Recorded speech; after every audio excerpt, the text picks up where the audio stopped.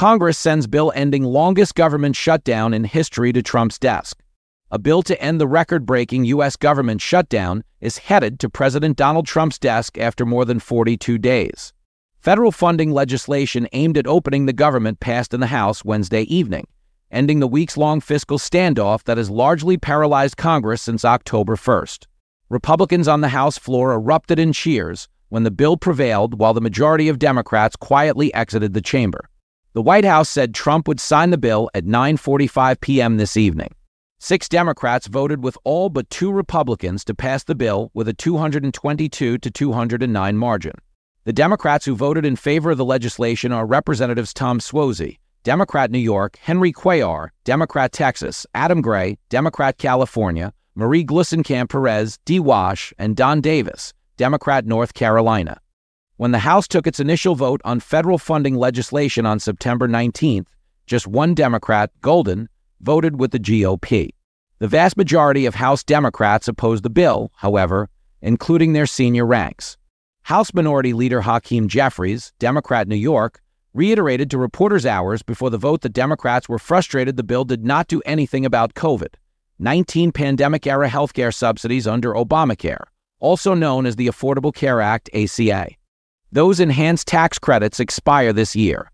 House Democrats are here on the Capitol steps to reiterate our strong opposition to this spending bill because it fails to address the Republican health care crisis, and it fails to extend the Affordable Care Act tax credit, Jeffries said. House Speaker Mike Johnson, Republican Louisiana, sounded optimistic in comments to reporters Wednesday morning ahead of the vote, however. "I wanted to come out and say that we believe the long national nightmare will be over tonight," Johnson said. "It was completely and utterly foolish and pointless in the end."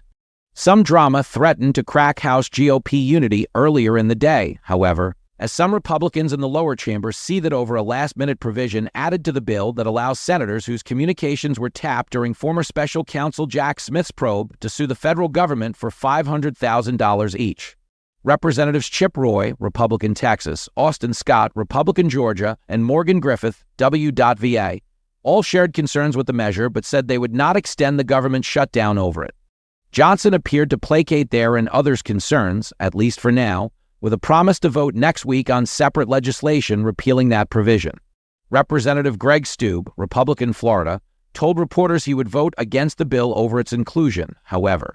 "I'm not voting to send Lindsey Graham $500,000, he told reporters.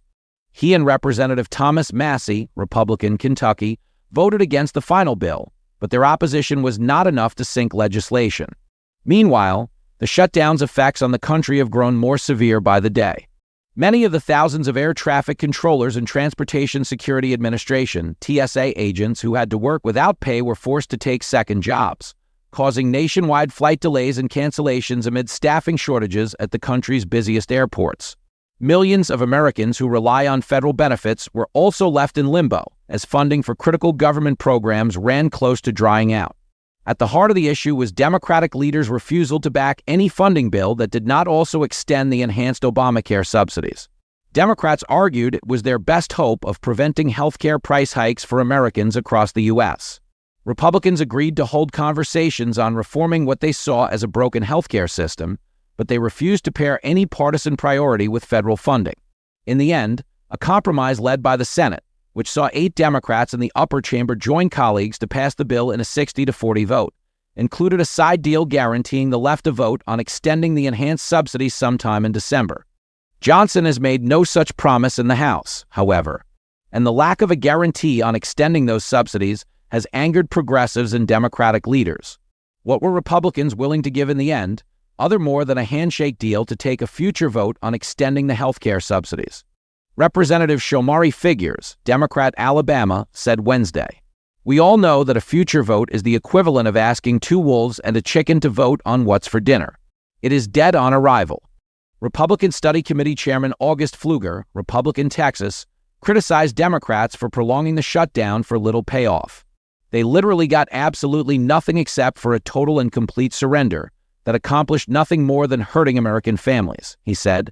The bill kicks the current federal funding fight to January 30th, by which point House GOP leaders said they were confident they'll finish work on a longer-term deal for fiscal year 2026. It also includes full-year federal spending for the Department of Agriculture, the legislative branch, and the Department of Veterans Affairs, 3 of 12 annual appropriations bills that Congress is tasked with passing annually. There are 9 remaining bills, and would like to get all of those done in the next few weeks. And so, House Appropriations Committee Chairman Tom Cole, Republican Oklahoma, and his appropriators will be working overtime. House Majority Leader Steve Scalise, Republican Louisiana, told Fox News Digital.